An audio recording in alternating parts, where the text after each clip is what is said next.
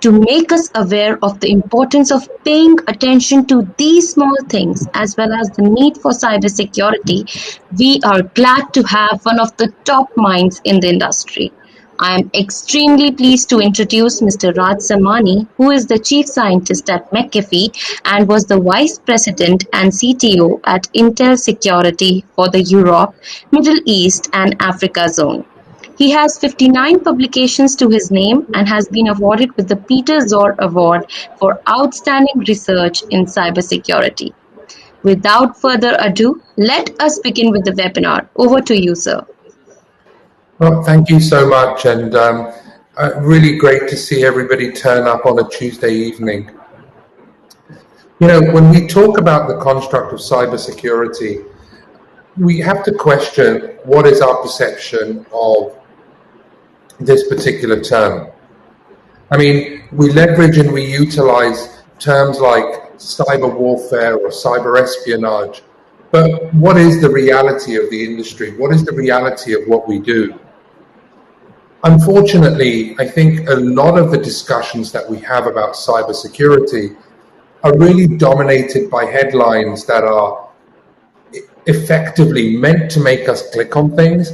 But the reality is we have to ask, what does this actually mean? I mean, when you talk to people and say to them, look, I work in cybersecurity, a lot of people might kind of look at you and see this as an interesting area, but not really understand how this impacts them. How does cybersecurity impact everybody out there? And unfortunately, today, when we read about these types of stories, they seem so far removed from everyday life that, again, individuals that are impacted by cybersecurity just see this as something that's so far away, so far removed from their everyday lives, that they don't necessarily take actions to prevent or try to stop these types of issues. If you compare it against traditional crime, for example, we all know we need to lock our car. We all know that we need to put our money into a bank. We all know these various different things because it's relatable. In cybersecurity, often people will shrug their shoulders and just say, well, there's nothing we can do about this. And quite frankly, nothing could be further from the truth.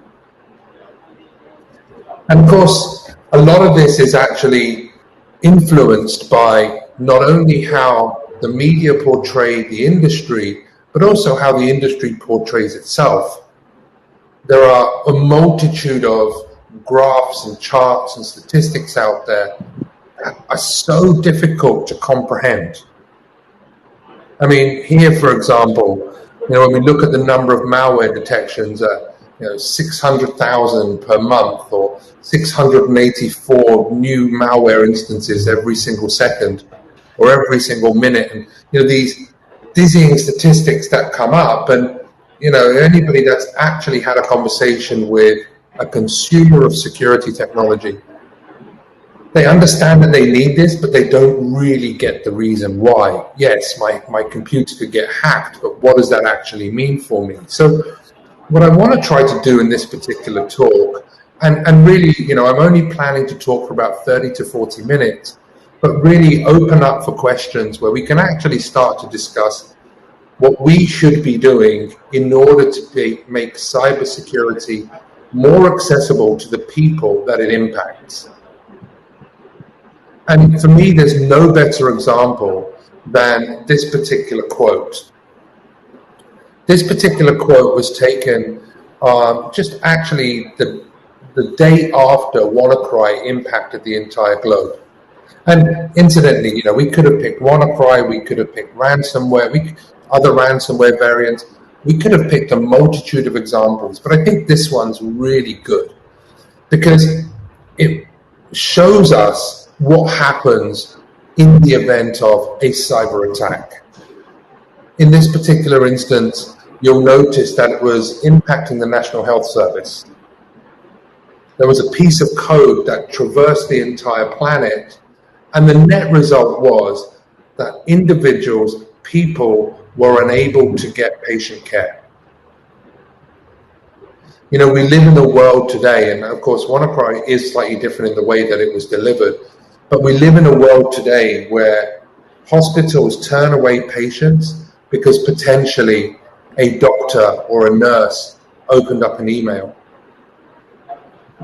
And in this particular instance, that's exactly, or not exactly, but that's the impact of that is what occurred, whereby hospitals had to turn away patients and medical staff were concerned about the inaccessibility of digital systems required to treat patients. And of course, it's not just the real life impact, it's not just the health and safety impact. Of course, hospitals are one such example, and we know as far back as 2016, there's been ransomware groups targeting hospitals because they know that actually they'll pay. But actually, there is a lot more impact that it has on our everyday lives, not just our immediate health and safety or our ability to get medical care, but also the very economies that we depend upon. This is actually taken from a CSIS report, which is a think tank in the US. And what they did was they calculated the economic impact of cybercrime. But they did something different. Of course, they had this huge number of, I think it was like billions or trillions. I mean, it's just like a gigantic number.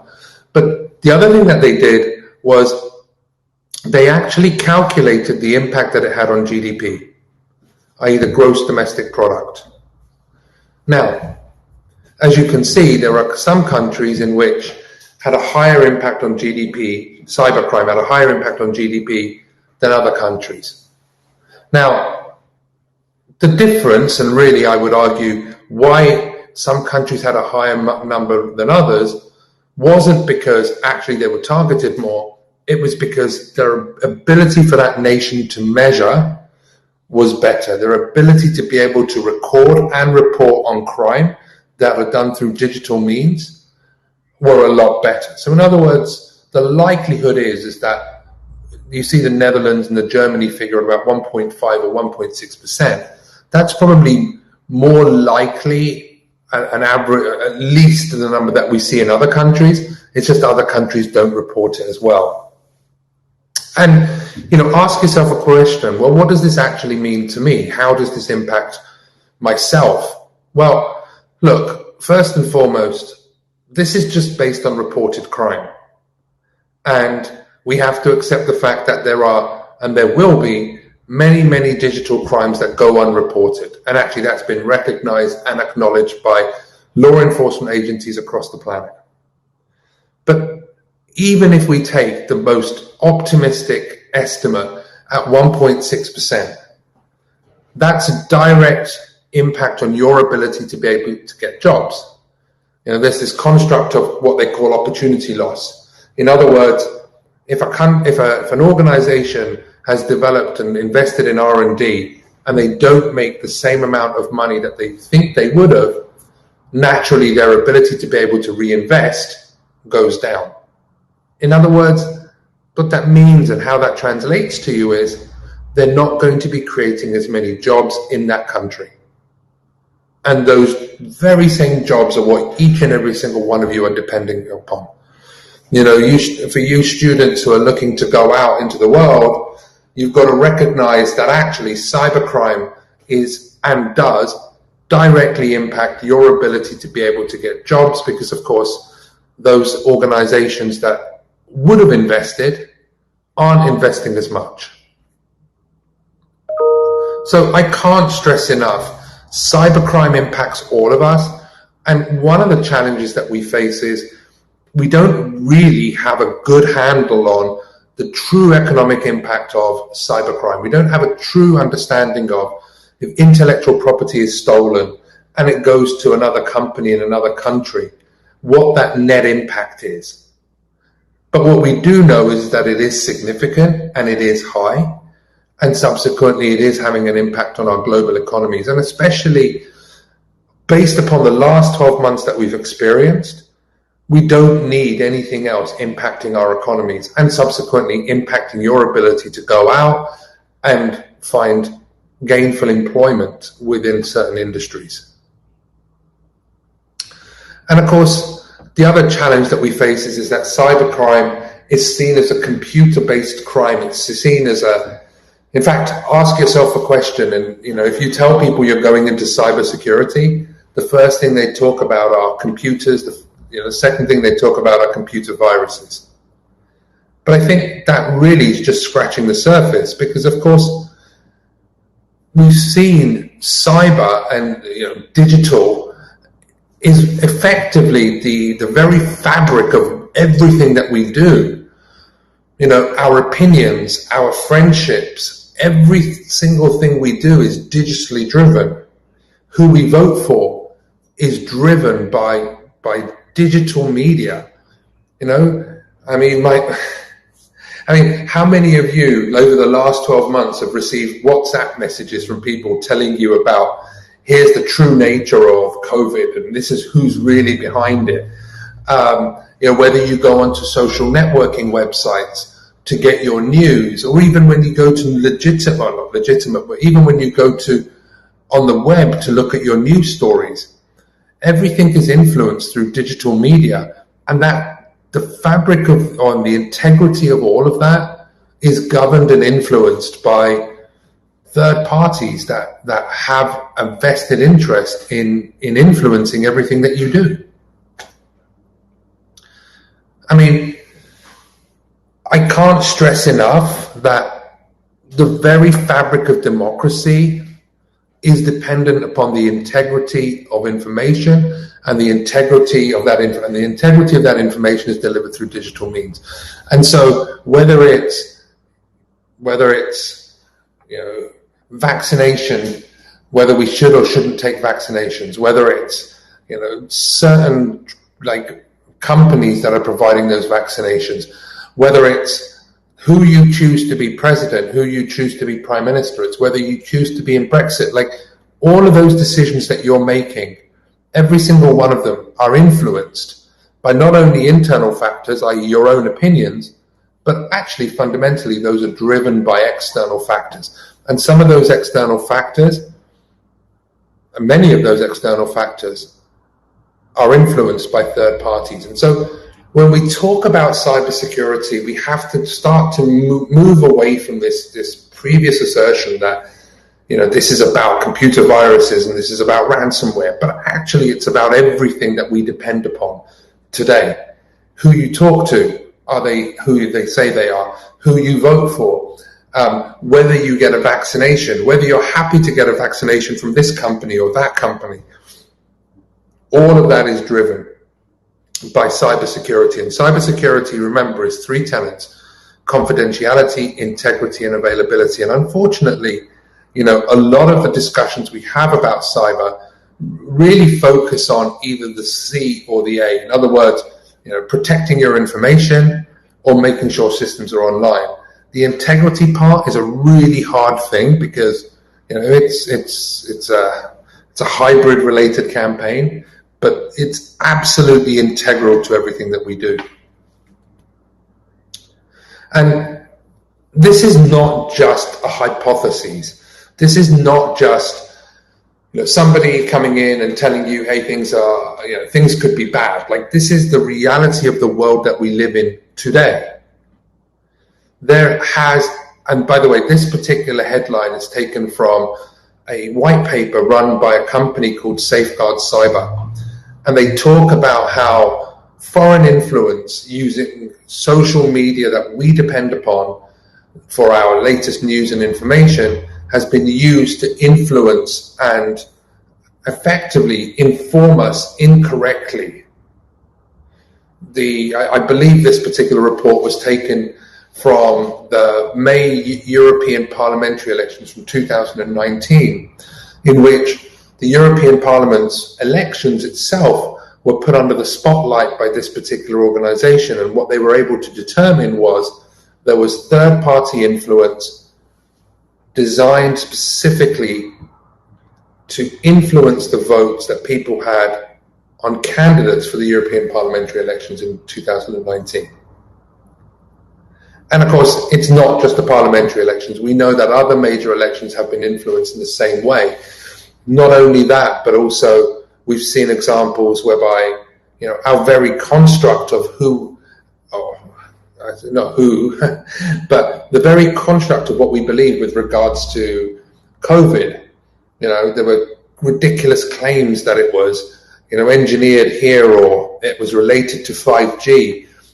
That was misinformation. And so this is happening today, and I would argue it's having a detrimental impact, not only on the integrity of our democracy, but actually on our very health. And, I know of many, many people, and some of you may know some too, of people that are refusing to go out and get their vaccines because of certain concerns that they might have. And whether those concerns are accurate or not, there's no doubt in my mind that there is a large proportion of that is driven by propaganda.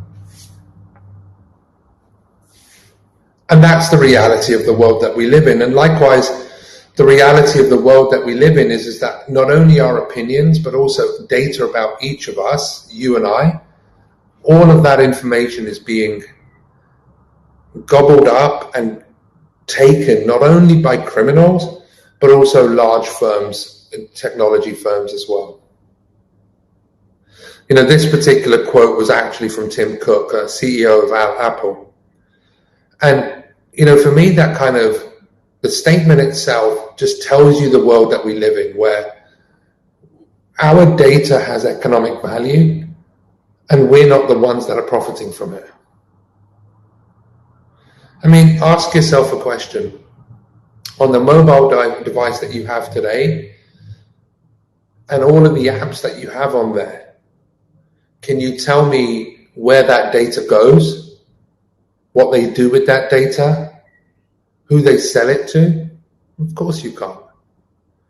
And that's the reality.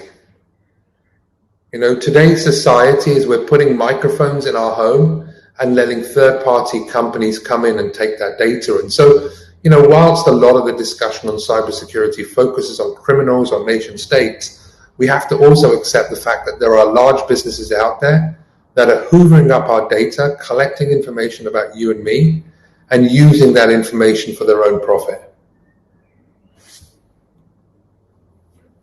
And we've seen some examples of individuals looking to try and take back their privacy, their personal data from these companies.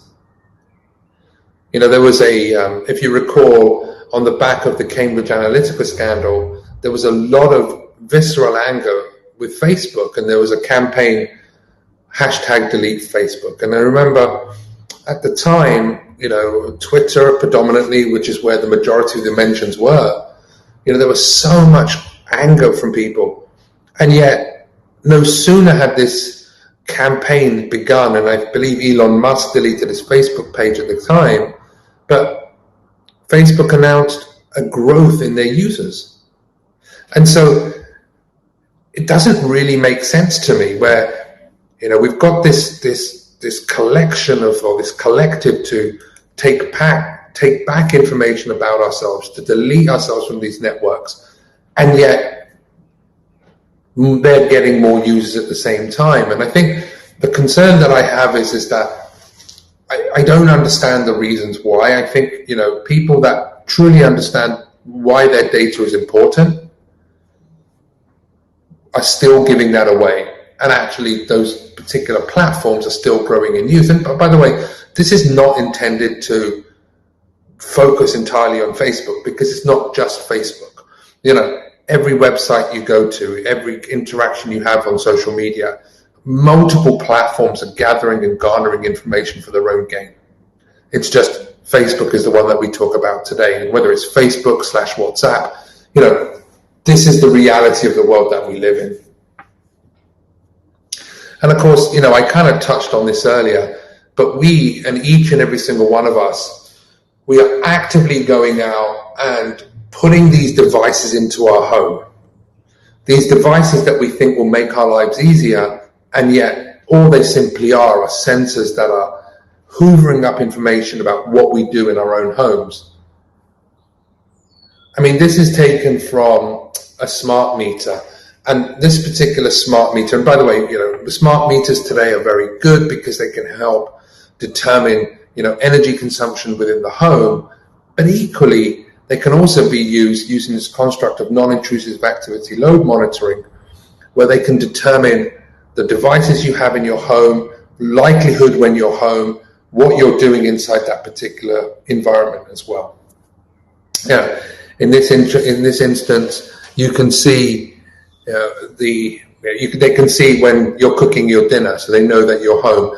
They can see when you're accessing, when you're watching TV. And if we reduce the polling interval low enough, we can even tell what TV shows you're watching. And yet, and maybe we shouldn't talk about just smart meters, but whether it's smart meters or whether it's these digital smart assistants we're putting in our home, these devices that we're installing are gathering information and sending it back to third parties. Now, I don't know, actually I'm fairly confident. I don't think many people are aware that this is the reality of the world that we live in. I don't think many people are aware that when they put these devices in the home, this is what's occurring. Because I'm sure that, if you were to ask people and really sat them down and tell them and show them how it's gathering this data, that they'd be appalled. I remember, if you recall, a couple of years back, the toy company, there was a toy company that had these devices they were called VTech, by the way, or they are called VTech, they're still around.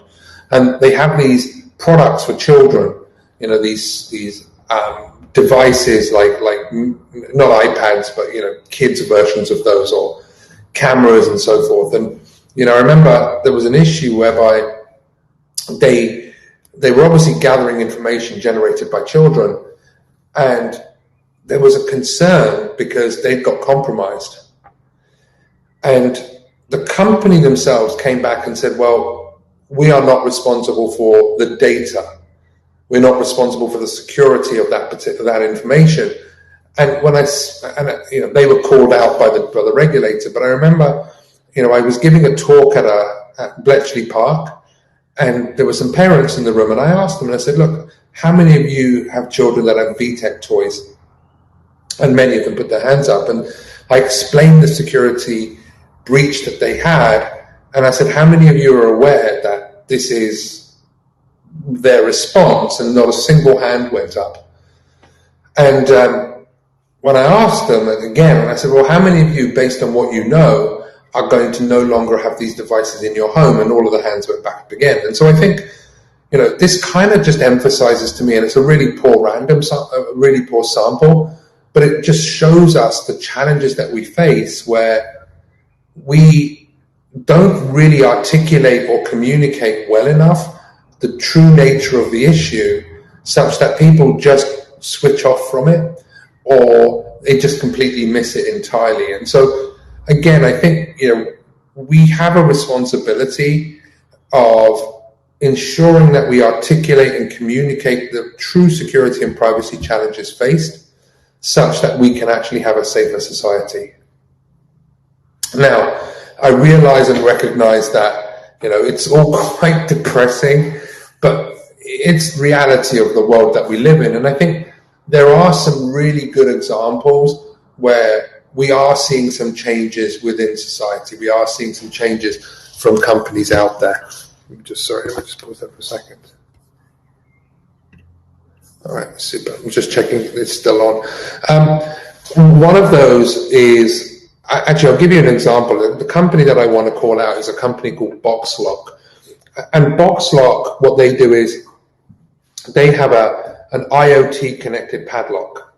Now, this IoT connected padlock is useful because if you have a post box outside your home, and let's say, for example, you have a delivery, the delivery driver can call you, you can unlock the padlock, they can put the delivery inside the box, lock it, and then when you get home, you can basically get your package out. That was the USP, or really the go-to market for this particular company. And at the time, we found a vulnerability using Bluetooth Low Energy that allowed us to bypass the authentication for this particular device. In other words, we were able to hack a padlock. And I remember when we contacted them, and normally when we do disclosures, it can be quite fraught, I would say. But when we contacted this particular company, they were so appreciative. They took the research, they analyzed the findings, they got a remediation plan and rolled out a fix to all devices, all within a matter of weeks. And then remarkably, when I remember tweeting about this, they were actually retweeting it and pointing out the flaws they had in their product. And so there are some good examples of companies like Boxlock that are actively thinking about making their products more secure, and it's imperative because, I talk about padlocks today, but it's cars as well. Like cars have, millions of lines of code. And for me, ensuring that when you go to buy a car, I'm hopeful that within certainly my lifetime, we'll have a scenario where you'll walk into a car dealership and say, do you have a vulnerability disclosure policy? What's your bug bounty like? How quickly do you remediate these particular problems? And so these are the sorts of questions that we need to start talking about, so that if the market can shift and change people's perceptions, that to me is a phenomenal scenario in a world that I'd like to move towards. And of course, what that means is that people like myself, but also people like you, need to start talking to people about these are the sorts of things that you should be asking for. And I remember, actually, we just bought a new car, and I remember going into one of the car dealerships and saying to one of the salespeople, I know that there was a vulnerability found in one of your products. What's the situation? Is it getting resolved? And, they didn't have the answers, but they went back to the main operator to get the answers for me. But fundamentally, if we start asking these questions, if we start moving towards this type of environment, that to me is going to be a really positive scenario. And of course, we need to get into this. We need to start to ask these questions. We need to make the walls higher, because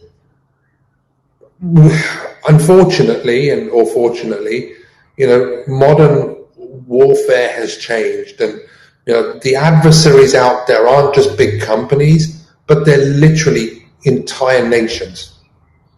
And it's not just the nations that we read about, but smaller nations are migrating and moving over towards offensive cyber operations. In other words, using digital tools to achieve what they want to do. And some of this was uncovered by Citizen Lab. Their research in 2014 or 2015 really showed some of the customers that were using spyware written by Finfisher or the hacking team. And it's not just the countries you'd imagine. And these are the types of organizations or types of threat actors out there. Just as an example, like I know FireEye released their Trends Report 2021, and they have 2,400 threat groups that they're actively tracking. So there's a lot of actors out there looking to use digital means, and unfortunately the walls that we have are just way too low. We need to make it more difficult for them to carry out their activities. And why this is important? Well, look, we are moving towards a society where we are becoming wholly dependent on digital services. By the time many of you graduate, you'll start to see, self-driving vehicles. You'll see, I'm sure that we've certainly seen examples of that already, but, we're going to live in a world in which the number of IP addresses you have in your home is going to be in the hundreds, whereas today it might be in the 10s, 20s, 30s. And I can't stress enough that security and privacy, or cybersecurity as it's called today, has to be the foundation for everything that we do. It is the fabric of our society will be built on digital systems. And for me as a consumer, let alone as somebody in the tech industry, but for me as a consumer, it's utterly imperative that the foundation of these devices, the foundation of these systems, the foundation of our cities and our democracy is enshrined with cybersecurity at the heart of what we do. And not just security, but also privacy. Ensuring that we have transparent, ensuring that we have consent, and we give informed consent and value to us, the data subjects.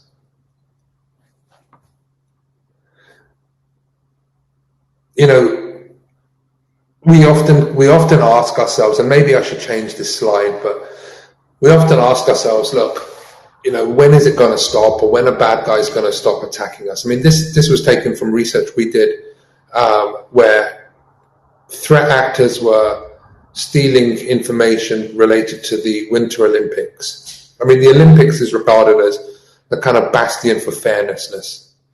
But the other example I could probably give you is COVID. It was the 28th of February 2020. I ended up in hospital, and I ruptured my Achilles. And I remember having a call with one of my team 2 weeks later saying, "Hey Raj, are we seeing anything related to COVID?" And I was like, "Well, let me check." And we had a look, and there wasn't a lot of traffic. It wasn't a lot of volume related to COVID-related threats. And I remember at the time I said, "Look, there's some stuff, but it's not hugely busy." And a part of me kind of said, "Well, maybe the bad guys are just like giving us some time out because we're dealing with a global pandemic." And I remember there were a couple of ransomware groups that said, we're not going to go after hospitals, and we're going to, we're going to behave. And part of me actually believed that. And of course, I think it was the second or third week in March, we just saw a spike in volume of malicious threats. And really, throughout the 2020, I mean, the number of COVID-related scams, whether it was, emails, phishing scams, whether it was, CEO fraud scams, whether it was malicious apps, malicious domains. I mean, it was literally some of the highest sustained volume that we've ever witnessed for a single event. And by the way, it's still happening today. And that's the thing that we've got to recognize, is that criminals, and especially criminals that are using digital means, they don't necessarily care because they don't see the victim. They don't have to physically hold somebody up. They don't have to walk into a bank to steal money.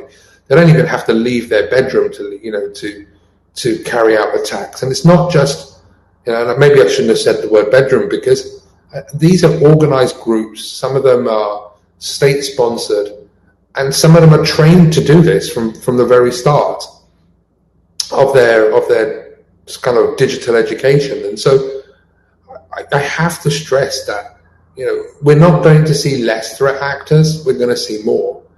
And my ask of everybody on this call is, we have to start the process of communicating, talking, and making it more difficult for threat actors today, because quite frankly, it's just too damn easy. I wanted to thank you all for this opportunity to speak to you all. Look, I am on social media, so I'd be more than happy to connect with you all. That's my Twitter handle. But with that, I wanted to thank you all. I'm going to stop talking, and I did want to leave. We've got just over 20 minutes just for questions, and then at least that way we can get into a dialogue. Thank you.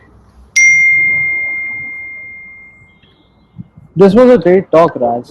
Thank you so much for doing this. Now we can dive right into Q&A, because a lot of audience have some questions regarding this. So I request the audience to please enter the questions in the question box, and then we can begin right away. Also, I would like to give this opportunity to the professors who are sitting in the audience to please raise their hands, so that we can call you up on the stage and you can ask questions directly. Thank you so much.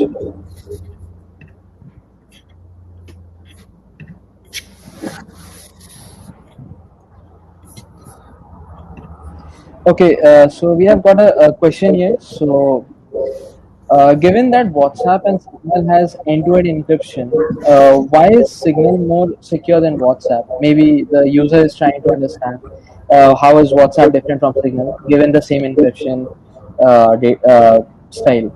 So, maybe if you could throw some light on that.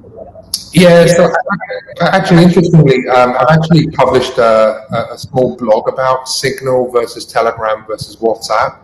So it's on trusted reviews, so you might want to look at the more detail on that. But effectively, Signal is a non-profit. It is a company that have been very open and transparent about the data that it collects.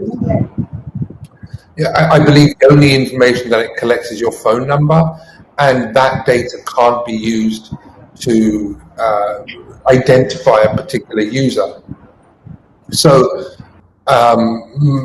personally, like I use Signal, and of course I do use WhatsApp, but I'm always conscious about what I use WhatsApp for as opposed to what I use Signal for. So for me, it's fundamentally about the type of data it collects. And of course, I would strongly encourage you to look at the privacy policies of the companies you're going to be using, particularly if you want to have a secure conversation. And so have a look at the data they collect about you as opposed to the way that it works.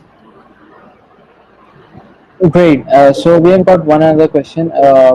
Like these days, almost all the corporations which manufacture mobile devices or any other kind of devices which are connected over the net, they take our passwords, fingerprint, and Face ID, which are eventually stored on the cloud.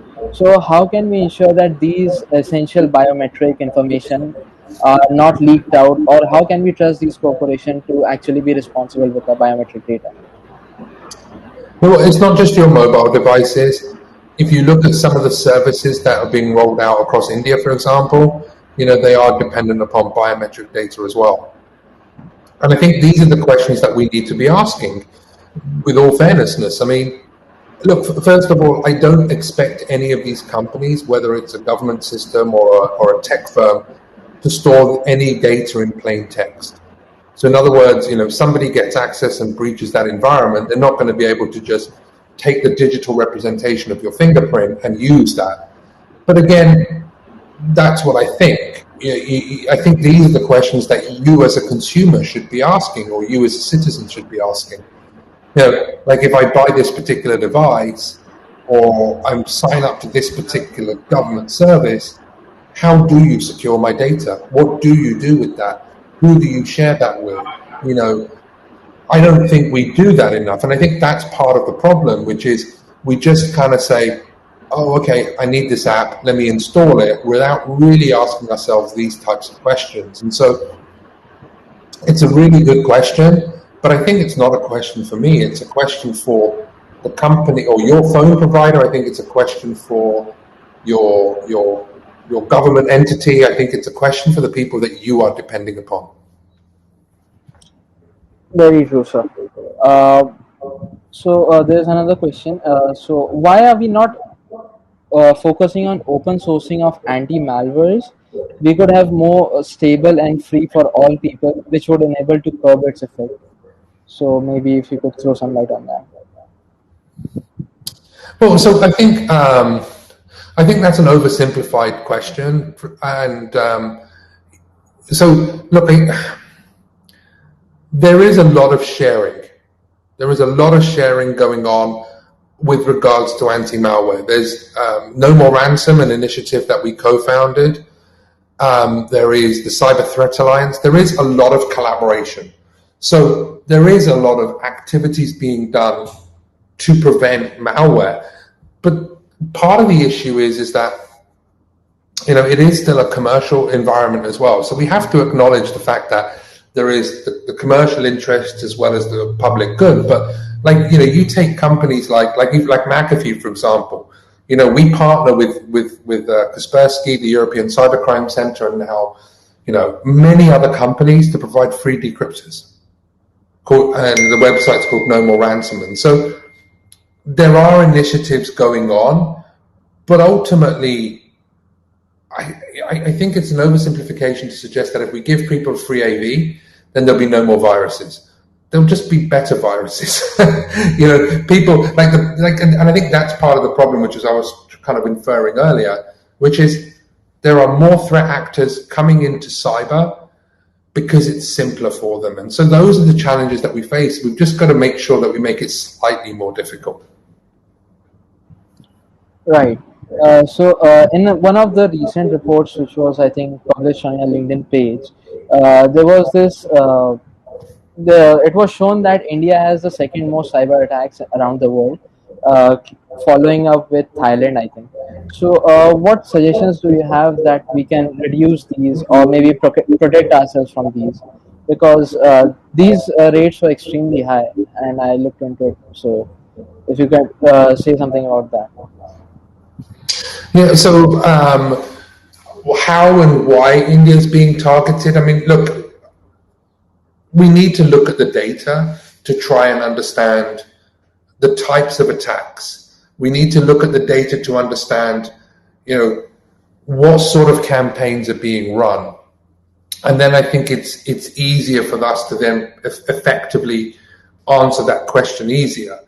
But, the macro issue or the macro thing is that India has a particularly high population, and that population is becoming digitized. That population is becoming more tech savvy than ever before. And so naturally, and of course, you've got a lot of businesses that are outsourcing to India as well. So you've got a lot of intellectual property, you've got a lot of research and development, you've got a lot of people that are digitally native.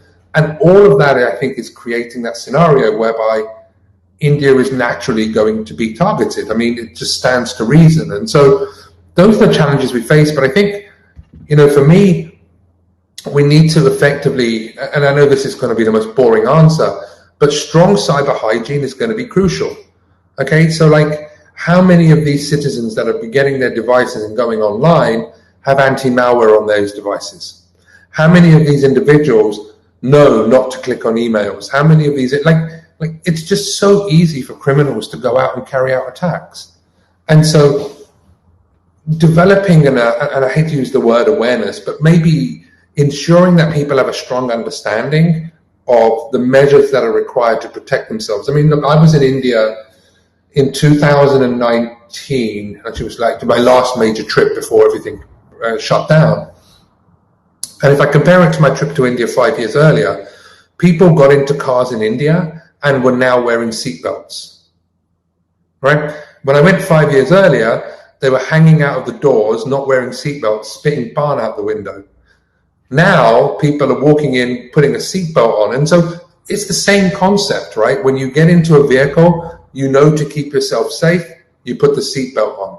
Same as you go online. If I go online, this is what I'm going to need in order to protect myself or my assets. And my assets in this case is my personal data or other things that you want to protect. And so for me, it's about that strong kind of foundation that needs to happen first. Right. So, one other question. So, the question is, sir, you have worked at McAfee for quite some time as a chief scientist. We all know McAfee for its antiviruses.